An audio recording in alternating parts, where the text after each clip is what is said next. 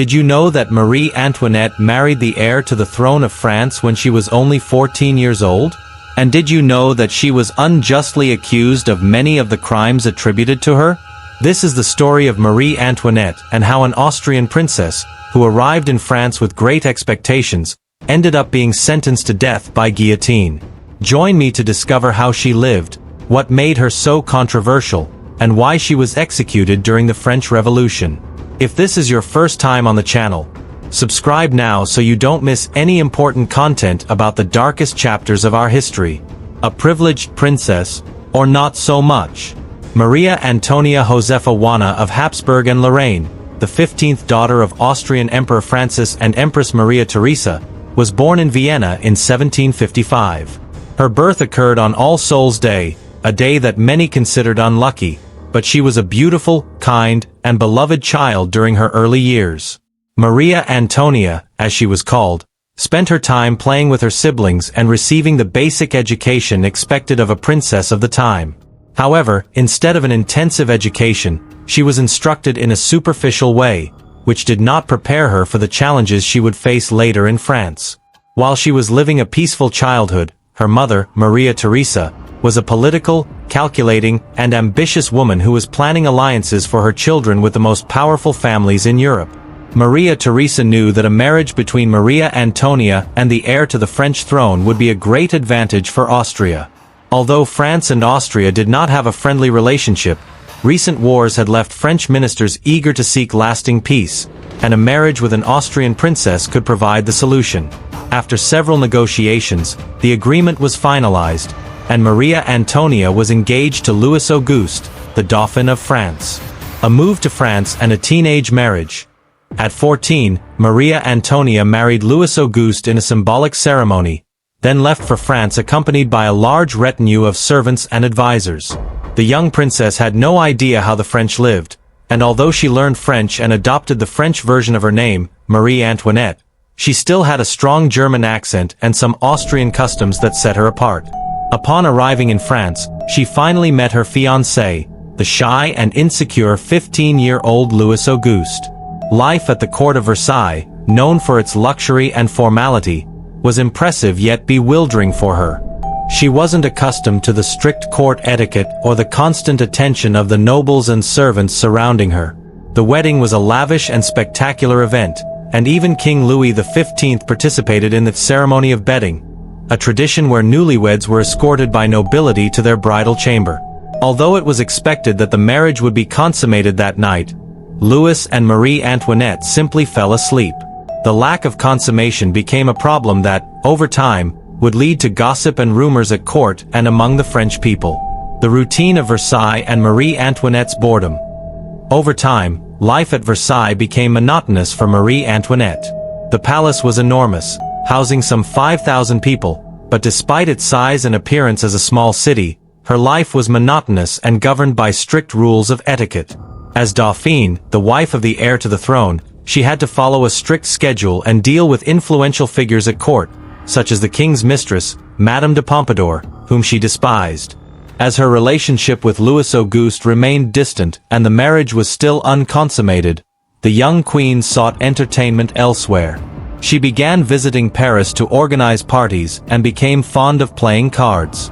Initially, the people viewed her favorably due to her beauty and youthful charm, but over time, these pastimes began to tarnish her reputation. To make matters worse, her failure to become pregnant led her mother, the Empress, to send constant letters pressuring her to produce a male heir. Coronation and mistakes. In 1774, King Louis XV died, and his grandson, Louis Auguste, became King Louis XVI of France. The new monarchs were 20 and 19 years old and decided to celebrate an extravagant coronation ceremony in 1775. Despite France being in the midst of an economic crisis, they opted for a lavish event that enraged the population. The French people, facing rising prices and widespread discontent, had hoped the new king and queen would bring positive change, but the situation did not improve. Louis XVI tried to reform the economy and improve the country's situation, but Marie Antoinette remained distant from these problems, continuing to organize parties and extravagantly spend on fashionable dresses and hairstyles. Although this boosted the fashion industry in France, the people viewed it with disdain. The rumors and criticisms grew, and some began calling her Madame Deficit, and the Austrian, due to her foreign origins and reputation for reckless spending. Birth of her children and more rumors.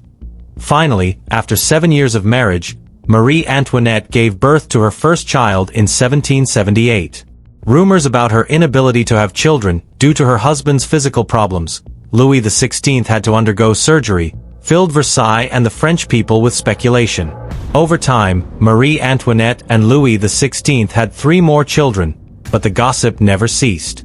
The people speculated that the children were not the king's but the result of various affairs the queen supposedly had. At the same time, the economic situation in France worsened, prices rose, and hunger and poverty became more severe. The people began to despise the monarchy and the nobility, whom they blamed for the misery they were enduring. Although Marie Antoinette began to reduce her spending and involved herself in charitable works, the rumors and her poor reputation persisted. The diamond necklace scandal and the outbreak of the revolution. One of the most serious scandals involving Marie Antoinette was the case of the diamond necklace, in which a courtesan forged her signature in an attempt to acquire an expensive diamond necklace. Although the queen had nothing to do with the incident, it worsened her reputation. By 1789, when the French Revolution broke out, many saw Marie Antoinette as the symbol of all the ills of the monarchy. The country's situation was dire, and hatred toward the king and aristocracy grew with each passing day. The fall and execution of Marie Antoinette. During the revolution, Marie Antoinette's situation grew increasingly desperate. Alongside her husband and children, she was captured and imprisoned. They even attempted to escape in a plan organized by one of her few friends and possible lovers, the Swedish Count Axel von Fersen, but the attempt failed. In 1793, Louis XVI was guillotined, and shortly after, the queen was separated from her children and brought before the Revolutionary Tribunal. Her trial was a farce, and she was quickly condemned. The accusations against her included treason and incest, although there was no real evidence for any of these crimes. On October 16, 1793, she was taken in an open cart to the Place de la Révolution, where the guillotine and an angry crowd awaited her. During the journey, the people insulted her, but she maintained her dignity until the end. Her last words were an apology to the executioner for stepping on his foot. "I'm sorry, sir, it was not intentional." Thus ended the life of Marie Antoinette, a queen who became a symbol of the excesses of the monarchy, and whose tragic fate reflected the beginning of a new era in France. If you've reached this point, you've learned something new with our stories. Subscribe and activate the bell so you don't miss our next videos. Together, we can discover and remember the truths that history often tries to hide.